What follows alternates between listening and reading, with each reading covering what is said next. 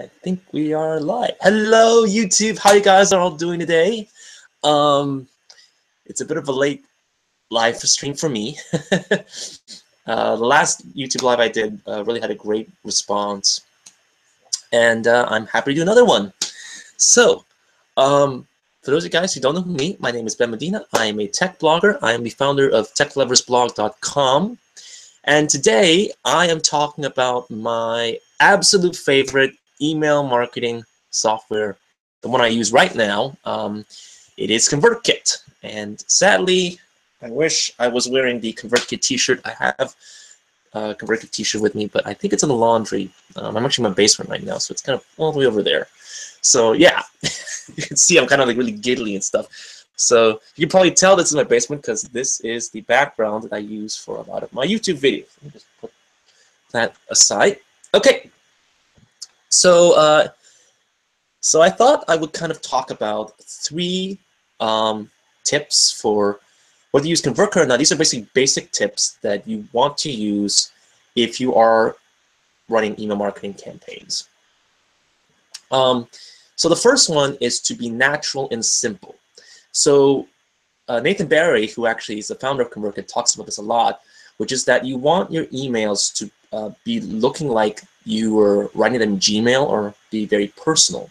That's one of the reasons why Convertkit, unlike a lot of other email marketing software companies like MailChimp, Aweber, GetResponse, Infusionsoft, a lot of these have templates. Convertkit does not have templates. And the main reason is you want it to look like natural, and it's almost as if like you want it to flow the way that you would normally write email. And it kind of makes sense if you think about it, because email is arguably the most personal social network that exists, because we don't want to give out our email addresses. And it's not just social stuff that comes in our email, it's also receipts and notifications and events and invitations to events. There's all this stuff that comes in emails and it's also incredibly personal and private.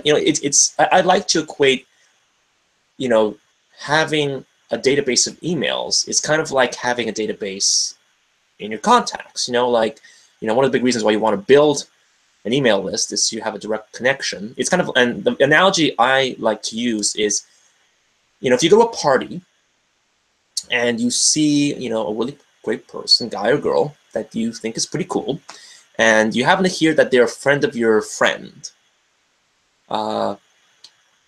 you would naturally, if you want to keep in contact with them, you'd want to get their phone number or email, because you don't want to be relying on your friend to constantly talk to you, their friend that you want to contact, because they might be sick, maybe you guys have your friendship has some issues, and you're like, he doesn't want to talk to you. So there's all these kind of things. So you want to have a direct connection. So email is like that it's a direct connection with you and your audience, and therefore, because it's a direct connection, you need to respect your recipients. And the best way to respect it is to write your email simply and naturally, just like as if you're writing it to, like, you open up Gmail and you just simply type something, and like that means, and it's very easy to use in Convertkit. It's personalizing it with a very good, personalizing the introduction. So instead of saying like hi or hello or I hope I'm going to teach you something, just simply say dear first name. And there's a tag you can put it in Convertkit that automatically fills it up. But that's how you should write it. So that's the first thing. I kind of talked a lot about that first thing, but it's super important.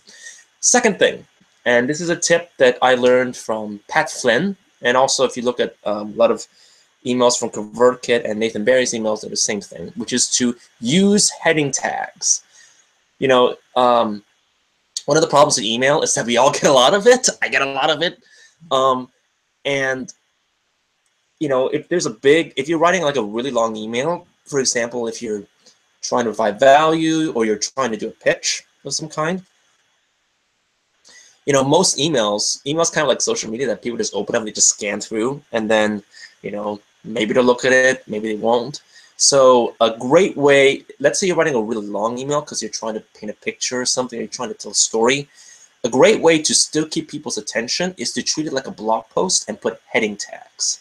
So, you know, put a heading tag, you know, wherever it makes sense, so that you break up the email and that it's easy for the person to read through and understand what you're talking about.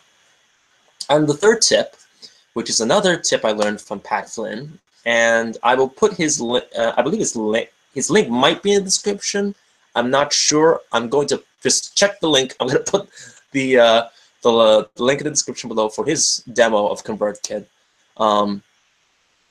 He recommends that if you have any links, let's say to a blog post, to a sales page, to a YouTube video, for example, that you keep your links on separate lines. And the reason why is a very practical one, which is that most people, you look at email on their phones, and if you're using like a smartphone, for example, I mean, here's mine. I have a, you know, iPhone 6s, but I mean, this is a relatively small screen, and so, you know, if you look at mine, like my thumb is pretty big compared to the screen. So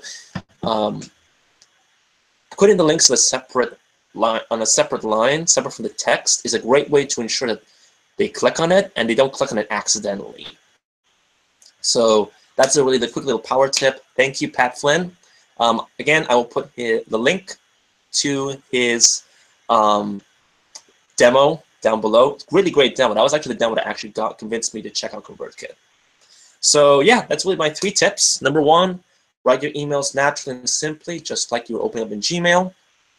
Number 2, if you're writing a long email, use heading tags so that you can ensure that people actually, you know, they actually read it, and even if someone scans it, they can really understand it. And 3, keep your links on separate lines so that you avoid people accidentally clicking on them, and that it makes it easy to check it out, especially on the mobile device. So just use those 3 tips. You will really rock your email marketing.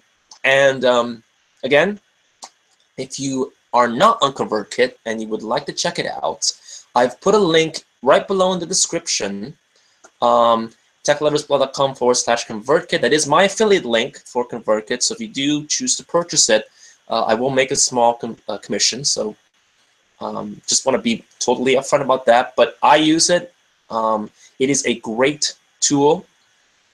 And if you would like to see it in action, you can go to techloversblog.com/resources. That's a link to my resources page. And right underneath the resources page on the menu, you'll see some of my freebies. You can grab one of my freebies. I have a Facebook ads targeting guide and a Facebook ads Facebook Live toolkit. So if you want to do live video, just like what I'm doing right now, I have a toolkit that will help you do that. And I haven't added it, but I also have a Facebook Live Jumpstart course. So if you are interested in doing Facebook Live, but you haven't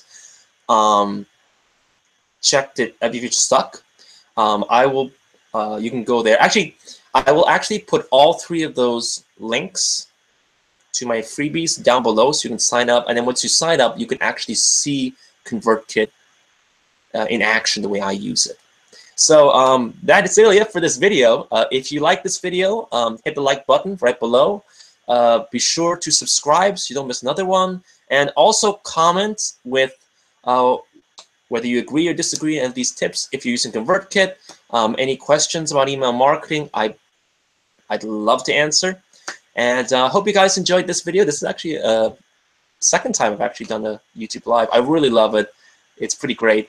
And I hope you guys have an awesome day. Cheers. Bye.